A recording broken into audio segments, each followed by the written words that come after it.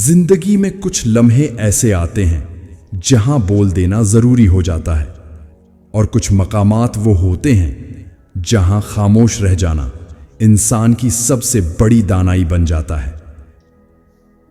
مولانا جلال الدین رومی فرماتے ہیں، اگر تمہارے لفظ روشنی نہ بن سکیں تو بہتر ہے کہ تم خاموشی کو اپنا چراغ بنا لو۔ انسان تب تک قید میں ہے جب تک وہ اپنی ہی خاموشی اور اپنے ہی لفظوں کی حقیقت نہیں جان لیتا۔ جب تک تم اپنی روح کو صاف نہیں کرتے، تمہاری زبان کبھی سچی نہیں ہو سکتی۔ جنہیں آپ کی قدر نہ ہو، ان کے سامنے وضاحتیں دینا اپنی عزت کم کرنے کے برابر ہے۔ ہر رشتہ لفظوں سے نہیں، سچائی سے قائم رہتا ہے۔ جو تمہاری روح کو جگا نہ سکے، اس محفل میں خاموشی بہتر ہے۔ کامیابی کی پہلی سیڑھی اندر کی خاموش جنگ جیتنا ہے۔ جو الفاظ تمہارے درد کو ہلکا نہ کریں، وہ بولنے کے قابل نہیں ہوتے۔ خاموشی وہ استاد ہے جو صرف سمجھدار لوگوں کو ہی سبق دیتی ہے۔ آپ کا اصل امتحان وہاں ہوتا ہے جہاں آپ بول سکتے ہیں مگر آپ خاموش رہتے ہیں۔ اپنی قدر کبھی کم نہ سمجھو، لوگ اکثر سونا بھی مٹی میں گرا دیتے ہیں۔ جو لوگ صرف اپنی بات منوانے کی کوشش کریں، وہ کبھی دل نہیں جیت پاتے۔ خاموشی کبھی کبھی انسان کی ایسی دعا بن جاتی ہے جو اللہ فوراً سن لیتا ہے۔ تجربہ خاموشی میں بڑھتا ہے اور برداشت انسان کو ہیرا بنا دیتی ہے۔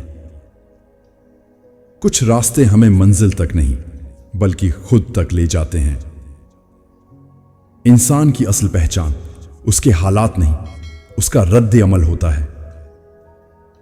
کامیابی کا اصل معیار یہ نہیں کہ آپ نے کیا پایا، بلکہ یہ ہے کہ آپ نے کیا بننا سیکھا۔ ہر شکست ایک سبق ہے اور ہر درد ایک استاد جو اسے سمجھ لے وہ کبھی ضائع نہیں ہوتا۔ صبر وہ طاقت ہے جو حالات سے نہیں بلکہ انسان کی سوچ سے پیدا ہوتی ہے۔ جو لوگ صرف دوسروں کی توجہ چاہتے ہیں وہ کبھی حقیقی سکون نہیں پا سکتے۔ سکون اندر پیدا ہوتا ہے، باہر نہیں۔ خاموشی اور سوچنے کا وقت وہ خزانہ ہے جو انسان کو اپنی قدر اور اپنی راہ دونوں دکھا دیتا ہے۔ زندگی کی سب سے بڑی طاقت یہ ہے کہ آپ اپنے اندر کے طوفان پر قابو پا سکیں۔ انسان کی اصل کامیابی یہ نہیں کہ وہ سب کچھ حاصل کر لے، بلکہ یہ ہے کہ وہ ہر تجربے سے بہتر انسان بنے۔ 5 حالتوں میں ہمیشہ خاموش رہیں۔